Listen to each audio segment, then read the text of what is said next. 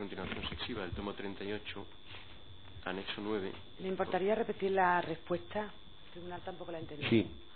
Vamos a ver, el proceso de que las organizaciones, no haya organizaciones al sur de los Pirineos y otras al norte de los Pirineos, sino que convertirlas en una sola, en organizaciones que actúen a un lado y a otro, que tengan sedes a un lado y a otro, militantes a un lado y a otro, y por tanto trabajen en todo el territorio que ellos reivindican como Euskal Herria.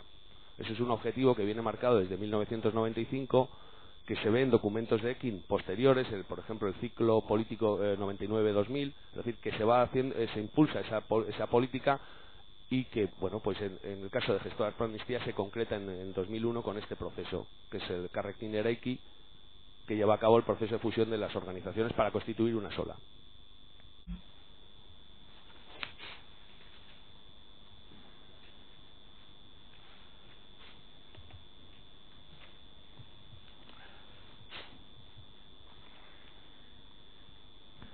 Es un documento intervenido en la sede de Gestoras pro Amnistía de Bilbao en octubre de 2001.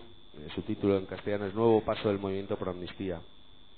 Literalmente este documento ya recoge la concreción, es decir, ya se ha dado el paso de la fusión entre unas organizaciones y otras. Dice: Gestoras pro Amnistía y Coordinaketa han hecho una apuesta por una nueva organización de naturaleza y ámbito nacional. La construcción de un nuevo elemento de lucha que supere el esquema de partición y que se estructure en toda Euskal Herria es el objetivo político organizativo compartido por los miembros de estos dos organismos. La presentación pública de esta nueva organización se realizará en el acto nacional que tendrá lugar el 12 de enero de 2002. Todos los informes están ya en manos de los militantes y el objetivo de este escrito no corresponde más que a una parte del debate, es decir, nada más es la propuesta sobre el nombre y logotipo de la nueva organización. En cuanto al logo, el logo de las Resultantes Katasuna es el mismo que el de Gestoras, ¿y cómo se gesta ese logo? La adopción de ese logo por Askatasuna. El logo que adopta, el logotipo que adopta Askatasuna es formalmente el mismo que históricamente ha tenido Gestoras pro Amnistía, solo que creo recordar que incluye una A de Askatasuna. A este respecto se decide, tras aportar como decía el primer día, el origen del movimiento pro amnistía, de la reivindicación de la amnistía, tiene una primera fase que es tras la desaparición del franquismo, en la que tiene un carácter muy plural y sobre todo muy amplio, y además digamos que este movimiento social se articula alrededor de personalidades referenciales de la vida cultural y social vasca, y una de esas personas es precisamente el escultor Chillida, que es el que en definitiva diseña ese logo que mantuvo luego durante años Gestoras pro Amnistía. En el tránsito a Askatasuna, en la constitución de la nueva organización, se decide mantener ese logo, incluyéndole la leyenda Askatasuna. Concretamente dice: el logo de la amnistía es el logo unido a la exigencia de la amnistía y no a un organismo, pese a que hoy se identifica con Gestoras pro Amnistía. El logo citado es un patrimonio de miles de personas de toda Euskal Herria, ciertamente de todos los hombres y mujeres que han participado y participan en el largo y cansado camino por la amnistía, y de modo alguno de Gestoras pro Amnistía. Ustedes, cuando se produce la intervención policial en Gestoras, ¿continúan la investigación o cesan en ella? Me refiero ya, una vez que se ha producido esa intervención en la sede de Gestoras pro Amnistía, se ha producido la autosuspensión de actividades, ¿concluye la actividad policial? Sí. O sí.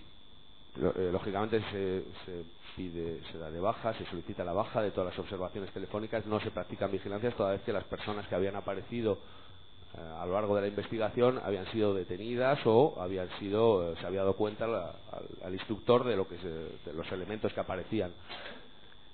No obstante, se mantenía el control mínimo que se mantiene sobre las actividades del conjunto. Y lo que se evidencia es que algunas de las sedes, por ejemplo, cual es el caso de la de Bilbao, seguían siendo utilizadas por algunas de las personas que no habían sido ingresadas en prisión.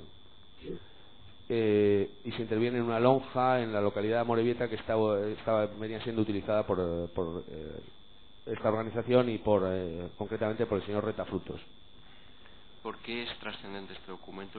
¿Cuál es el motivo de su aportación aquí?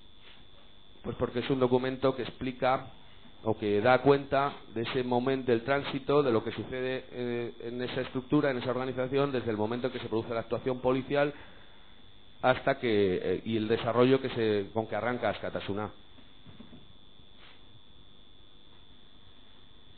¿Establece este documento una posición de resistencia frente a la intervención judicial anterior? Sí, literalmente hay una afirmación y no nos iremos a casa. Una hoja. Dígame, al ser un documento que hace referencia a distintas organizaciones, ¿a quién se lo podemos atribuir? Pues evidentemente es alguien que forma parte de Gestoras Pro Amnistía porque tiene capacidad para de Askatasuna, porque tiene capacidad para marcar líneas de actuación, pero lleva un análisis del conjunto general y por tanto pienso que es simultáneamente alguien que pertenece a EKIN.